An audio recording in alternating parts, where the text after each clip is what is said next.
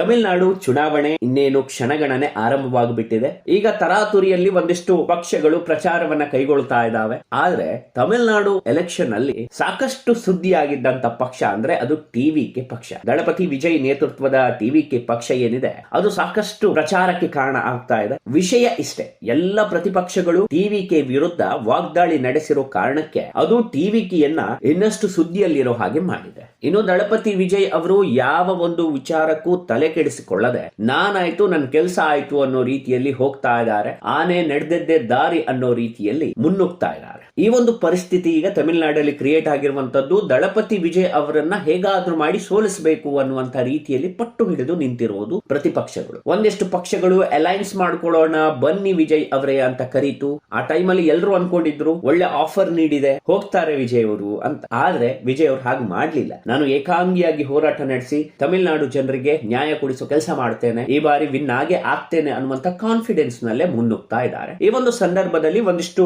ಮಹತ್ತರದ ಬದಲಾವಣೆಗಳು ಇದೀಗ ತಮಿಳುನಾಡು ರಾಜಕೀಯದಲ್ಲಿ ಕಾಣಿಸಿಕೊಳ್ತಾ ಇದೆ. ಅದರಲ್ಲೂ ಟಿವಿಕೆ ಪಕ್ಷಗಳಲ್ಲಿ ಕಾಣಿಸಿಕೊಳ್ತಾ ಇದೆ. ಅದೇನು ಅನ್ನೋದನ್ನ ಒಂದೊಂದಾಗಿ ಹೇಳ್ತಾ ಹೋಗ್ತೇನೆ. ನೀವಿನ್ನೂ ನಮ್ಮ ಚಾನೆಲ್ ಅನ್ನ ಸಬ್ಸ್ಕ್ರೈಬ್ ಆಗದಿದ್ದಲ್ಲಿ ಸಬ್ಸ್ಕ್ರೈಬ್ ಆಗಿ, ಹಾಗೆ ಬೆಲ್ ಐಕನ್ ಕ್ಲಿಕ್ ಮಾಡೋ ಮೂಲಕ ನೋಟಿಫಿಕೇಶನ್ ಅನ್ನ ಪಡೆಯಿರಿ. ಇದೀಗ ಬಂದಿರೋ ಸುದ್ದಿ ಏನಂತಂದ್ರೆ, ನಟ ವಿಜಯ್ ಅವರು ಏನು ಟಿವಿಕೆ ಪಕ್ಷವನ್ನ ಕಟ್ಟಿದ್ರು, ಅವರು ಮುಂಬರುವ ತಮಿಳುನಾಡು ಚುನಾವಣೆಯಲ್ಲಿ 234 ಕ್ಷೇತ್ರಕ್ಕೆ ಅಭ್ಯರ್ಥಿಗಳನ್ನ ಘೋಷಿಸಿದ್ದಾರೆ. ಇದರಲ್ಲಿ ತುಂಬಾ ಇಂಟ್ರೆಸ್ಟಿಂಗ್ ಏನಂತಂದ್ರೆ, ವಿಜಯ್ ಅವರು 2 ಕ್ಷೇತ್ರದಿಂದ ಸ್ಪರ್ಧೆಯನ್ನ ಮಾಡ್ಲಿಕ್ಕಿದ್ದಾರೆ ಮುಂಬರುವ ಚುನಾವಣೆಯಲ್ಲಿ. ಒಂದು ವಿಜಯ್ ಪೆರಂಬೂರಿನಲ್ಲಿ ಸ್ಪರ್ಧೆಯನ್ನ ಮಾಡಿದ್ರೆ, ಇನ್ನು ತಿರುಚಿರಾಪಳ್ಳಿ ಪೂರ್ವದಲ್ಲೂ ಸ್ಪರ್ಧೆಯನ್ನ ಮಾಡ್ಲಿಕ್ಕಿದ್ದಾರೆ. ಡಿಎಂಕೆ ಜೊತೆ ನೇರ ಹಣಾಹಣಿಗೆ ಸಿದ್ಧರಾಗಿ ವಿಜಯ್ ನಿಂತಿರೋದು. ಪಕ್ಷದ ಬಗ್ಗೆ ಒಂದಿಷ್ಟು ಪ್ರಚಾರಗಳನ್ನ ಕೈಗೊಂಡಾಗ ಒಂದಿಷ್ಟು ವಿಚಾರಗಳು, ಆಶ್ವಾಸನೆಗಳನ್ನ ವಿಜಯ್ ಅವರು ನೀಡಿದ್ದಾರೆ. ನಿರುದ್ಯೋಗ ಭತ್ಯೆ ಇರಬಹುದು, ಮೇಲಾಧಾರ ರಹಿತ ಸಾಲ ಇರಬಹುದು, ಮಹಿಳಾ ಸುರಕ್ಷತೆ ಮತ್ತು ಭ್ರಷ್ಟಾಚಾರ ಮುಕ್ತ ತಮಿಳುನಾಡು ಸೇರಿದಂತೆ ಹಲವಾರು ಭರವಸೆಗಳನ್ನ ಈಗಾಗಲೇ ಟಿವಿಕೆ ಪಕ್ಷದ ಮುಖ್ಯಸ್ಥ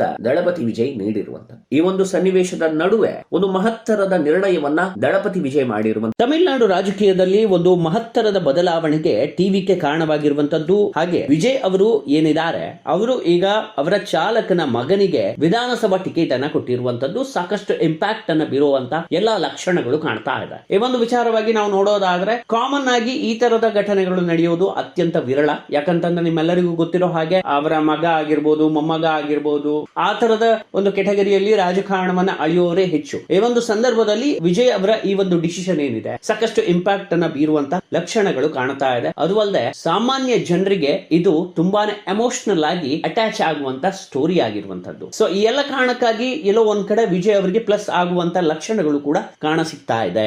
ಚುನಾವಣೆ ಸಮೀಕ್ಷೆ ಎಲ್ಲವೂ ಕೂಡ ವಿಜಯ್ ಅವರ ವಿರುದ್ಧವೇ ಹೋಗ್ತಾ ಇದೆ. ಯಾಕಂತಂದ್ರೆ ವಿಜಯ್ಗೆ ನೇಮ್ ಫೇಮ್ ಇದೆ, ಆದ್ರೆ ಕೆಲವೊಂದು ವಿಚಾರಗಳಲ್ಲಿ ವಿಜಯ್ ಅವರು ತಮ್ಮ ನೇಮ್ ಫೇಮ್ ಗಳನ್ನ ಹಾಳು ಮಾಡ್ಕೊಂಡಿದ್ದಾರೆ ಅನ್ನೋ ರೀತಿಯಾಗಿ ಬಿಂಬಿಸಲಾಗ್ತಾ ಇದೆ. ಆದ್ರೆ ಇನ್ಸೈಡ್ ದ ಸ್ಟೋರಿ ನೋಡ್ತಾ ಇದ್ರೆ ವಿಜಯ್ ಅವರು ಯಾವುದೇ ರೀತಿಯ ತಲೆ ಕೆಡಿಸಿಕೊಳ್ಳದೆ ತನ್ನ ಪಕ್ಷಕ್ಕೆ ಏನ್ ಮಾಡಬೇಕು ಅದನ್ನೇ ಮಾಡ್ತಾ ಹೋಗ್ತಾ ಇದ್ದಾರೆ. ಇವ್ರು ಹೋಗ್ತಿರೋ ಸ್ಪೀಡ್ ನೋಡಿದ್ರೆ ತಮಿಳುನಾಡು ಎಲೆಕ್ಷನ್ ಅಲ್ಲಿ ಒಂದಿಷ್ಟು ಸೀಟ್ ಗಳನ್ನ ಹೊಡೆಯೋದಂತೂ ಪಕ್ಕ. ಡಿಎಂಕೆಗೆ ಇದು ತುಂಬಾ ಉರುಳಾಗಿ ಸಂಭವಿಸುವಂತ ಎಲ್ಲ ಲಕ್ಷಣಗಳು ಕಾಣ್ತಾ ಇರುವಂತದ್ದು. ಅಷ್ಟೇ ಅಲ್ಲದೆ ಈಗಾಗಲೇ ಡಿಎಂಕೆ ಬಗ್ಗೆ ವಾಗ್ದಾಳಿ ನಡೆಸಿರುವಂತ ವಿಜಯ್, ನಾನ್ ರಾಜಕೀಯಕ್ಕೆ ಬಂದ ಮೇಲೆ ನಮ್ ಬದುಕೆ ಮುಗೀತು ಅಂತ ಡಿಎಂಕೆ ಅನ್ಕೊಳ್ಳೋ ರೀತಿ ಆಗಿದೆ. ಅವನನ್ನ ಹೇಗಾದ್ರೂ ಮಟ್ಟ ಹಾಕ್ಬೇಕು, ಅವನ ಗೆಲುವನ್ನ ತಡಿಬೇಕು ಅನ್ಕೊಂಡು ಎಲ್ರು ನನ್ನ ವಿರುದ್ಧ ಫೈಟ್ ಮಾಡ್ತಾ ಇದ್ರು.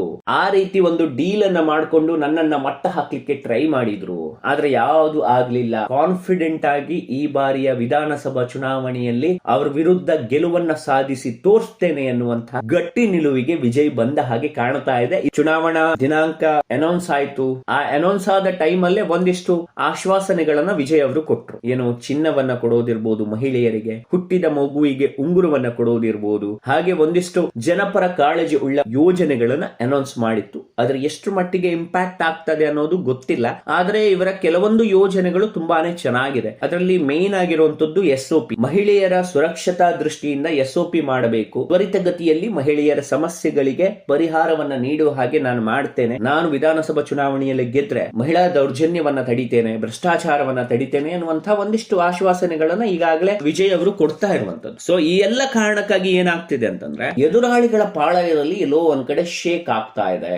ವಿಜಯ್ ಅವರು ಹೋಗ್ತಿರೋ ಸ್ಪೀಡ್ ನೋಡಿದ್ರೆ ಈ ಬಾರಿ ನಮಗೆ ಬಾರಿ ಕಷ್ಟ ಆಗಬಹುದು ಅನ್ನೋ ದೃಷ್ಟಿಯಿಂದಾನೇ ಸಾಕಷ್ಟು ಗಿಮಿಕ್ ಗಳನ್ನ ಪ್ರತಿಪಕ್ಷಗಳು ಮಾಡ ಹೊರಟಿರುವಂತದ್ದು. ಇತ್ತೀಚೆಗಷ್ಟೇ ಬಿಜೆಪಿಯವರು ನಮ್ ಜೊತೆ ನೀವು ಅಲಯನ್ಸ್ ಆದ್ರೆ ನಿಮ್ಗೆ ಉಪಮುಖ್ಯಮಂತ್ರಿ ಸ್ಥಾನವನ್ನ ಕೊಡ್ತೇನೆ, 80 ಕ್ಷೇತ್ರವನ್ನ ಕೊಡ್ತೇವೆ, ಈ ತರದ ಒಂದಿಷ್ಟು ಬೇಡಿಕೆಯನ್ನ ಇಟ್ಟಿದ್ರು. ಅದಕ್ಕೆ ವಿಜಯ್ ಅವರು ಬಿಲ್ಕುಲ್ ನೋ ಅಂತ ಹೇಳಿದ್ರು. ನನ್ನ ಸಿದ್ಧಾಂತ ಬೇರೆ, ನಿಮ್ಮ ಸಿದ್ಧಾಂತ ಬೇರೆ, ಸಿದ್ಧಾಂತಗಳಲ್ಲಿ ಕಾಂಪ್ರಮೈಸ್ ಆಗಿ ನಾನು ಪೊಲಿಟಿಕ್ಸ್ ಅನ್ನ ಮಾಡಲ್ಲ ಅನ್ನೋ ರೀತಿಯಾಗಿ ಹೇಳಿಕೆಯನ್ನ ನೀಡಿರುವಂತದ್ದು. ಇದು ಬಿಜೆಪಿಗೆ ಒಂದು ಕಡೆಯಲ್ಲಿ ಮುಖಭಂಗ ಆಗಿರುವಂತದ್ದು. ಇನ್ನೊಂದು ಕಡೆಯಲ್ಲಿ ಡಿಎಂಕೆ ಏನ್ ಮಾಡ್ತಿದೆ, ವಿಜಯ್ ಅವರನ್ನ ಹೇಗೆ ಹೆಣಿಬೇಕು ಅನ್ನುವಂತ ತಂತ್ರಗಾರಿಕೆಯಲ್ಲಿ ಮುಂದುವರಿದು ವಿಜಯ್ ಅವರ ಬಗ್ಗೆ ಅಪಪ್ರಚಾರ ಮಾಡಲು ಒಂದಿಷ್ಟು ಫಂಡ್ ಗಳನ್ನ ಯೂಟ್ಯೂಬರ್ ಗಳಿಗೆ ಕೊಟ್ಟು ಅವರ ಡೈವರ್ಸ್ ಸ್ಟೋರಿಗಳನ್ನ ಜಾಸ್ತಿ ಉತ್ತೇಜನ ಕೊಟ್ಟು ವೈಭವೀಕರಿಸಿ ಯೂಟ್ಯೂಬರ್ ಗಳ ಹೆಲ್ಪ್ ಇಂದ ವಿಜಯ್ ಅವರ ಹೆಸರನ್ನ ಕೆಡಿಸುವಂತದ್ದು ಎಲ್ಲ ವಿಚಾರಗಳಿಗೆ ಈಗಾಗಲೇ ತಂತ್ರಗಾರಿಕೆಯ ಮುಖೇನ ವಿಜಯ್ ಅವರ ಹೆಸರನ್ನ ಕೆಡಿಸುವಂತ ಪ್ರಯತ್ನವನ್ನ ಮಾಡ್ತಾ ಇರುವಂತದ್ದು.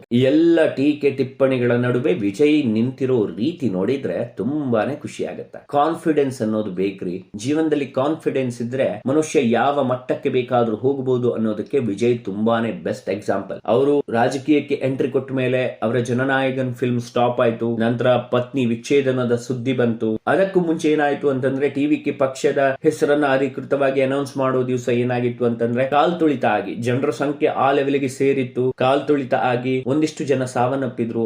ಆ ಕೇಸು ಕೂಡ ಸಿಬಿಐ ವಿಚಾರಣೆ ಆಗ್ತಾ ಇತ್ತು. ಒಂದು ಕಡೆ ಕೋರ್ಟ್, ಇನ್ನೊಂದು ಕಡೆ ಮನೆ ಪರಿಸ್ಥಿತಿ, ಇನ್ನೊಂದು ಕಡೆ ಚುನಾವಣಾ ರ್ಯಾಲಿಗಳು, ಎಲ್ಲವನ್ನ ವ್ಯವಸ್ಥಿತವಾಗಿ ಹೊಂದಿಸಿಕೊಂಡು ಹೋಗುವಂತ ಕೆಲಸವನ್ನ ವಿಜಯ್ ಅವರು ಮಾಡಿದ್ದಾರೆ. ಎಲ್ಲೂ ಕೂಡ ಅವರು ಡಿಪ್ರೆಸ್ ಆಗಿಲ್ಲ, ಎಲ್ಲೂ ಕೂಡ ಕುಗ್ಗಿಲ್ಲ. ಬೇರೆ ಯಾರೇ ಆಗಿದ್ರು ಇಷ್ಟೊತ್ತಿಗೆ ಯಾಕೆ ಬೇಕು ನಂಗೆ ಪೊಲಿಟಿಕ್ಸ್ ಅಂತ ರಿಸೈನ್ ಮಾಡಿಬಿಟ್ಟು ಮತ್ತೆ ಫಿಲ್ಮ್ ಇಂಡಸ್ಟ್ರಿಗೆ ಹೋಗ್ತಾ ಇದ್ರು. ಹಾಗೆ ಮಾಡಲಿಲ್ಲ ವಿಜಯ್ ಅವರು. ಇತ್ತೀಚೆಗಷ್ಟೇ ಪಕ್ಷವನ್ನ ಕಟ್ಟಿ ಒಂದು 20-30 ಸೀಟು ಎಲ್ಲಾದ್ರೂ ಬಂತು ಅಂತಂದ್ರೆ ಅಲ್ಲಿಗೆ ವಿಜಯ್ ವಿನ್ ಆದ ಹಾಗೆ. ಸಂಪೂರ್ಣ ವಿನ್ ಆಗ್ಲಿಕ್ಕೆ ಕಷ್ಟ ಇದೆ. ಯಾಕಂತಂದ್ರೆ ವೇವ್ ಅನ್ನೋದು ಇದ್ರೂ ಕೂಡ ಎಲ್ಲೋ ಒಂದ್ ಕಡೆ ಹಿಂದಿನ ಎಕ್ಸ್ಪೀರಿಯನ್ಸ್ ಇರುವಂತ ಪಕ್ಷಗಳ ಜೊತೆಗೆ ಜನರು ನಿಂತ್ಕೊಳ್ಳುವಂತಹ ಸಾಧ್ಯತೆಗಳು ಜಾಸ್ತಿ ಇದೆ. ಪೊಲಿಟಿಕ್ಸ್ ನಲ್ಲಿ ಒಂದೊಂದೇ ಸ್ಟೆಪ್ ಗಳನ್ನ ಹತ್ಕೊಂಡು ಮುಂದೊಂದು ದಿವಸ ಮುಖ್ಯಮಂತ್ರಿ ಆಗುವಂತಹ ಲಕ್ಷಣಗಳು ವಿಜಯಲ್ಲಿ ಕಾಣಿಸ್ತಾ ಇರುವಂತೆ ಇನ್ನಷ್ಟು ರೋಚಕ ಕ್ಷಣಗಳಿಗೆ ಸಾಕ್ಷಿ ಆಗೋದಂತೂ ಪಕ್ಕಾ ಎನ್ನಲಾಗಿದೆ. ಎಲೆಕ್ಷನ್ ಮುಗಿಯುವ ಹಂತದವರೆಗೂ ತಮಿಳುನಾಡು ಚುನಾವಣೆಯಲ್ಲಿ ಏನ್ ಆಗತ್ತೆ ಅನ್ನೋದರ ಕಂಪ್ಲೀಟ್ ಡೀಟೇಲ್ಸ್ ಅನ್ನ ನಮ್ಮ ವಾಹಿನಿ ನಿಮ್ಮ ಮುಂದೆ ಇಡುತ್ತೆ. ನೀವಿನ್ನೂ ನಮ್ಮ ಚಾನೆಲ್ ಅನ್ನ ಸಬ್ಸ್ಕ್ರೈಬ್ ಆಗದಿದ್ದಲ್ಲಿ ಸಬ್ಸ್ಕ್ರೈಬ್ ಆಗಿ. ಇನ್ನಷ್ಟು ಪೊಲಿಟಿಕಲ್ ಅಪ್ಡೇಟ್ಸ್ ಜೊತೆ ನಾನು ನಿಮ್ಮ ಮುಂದೆ ಬರ್ತೇನೆ.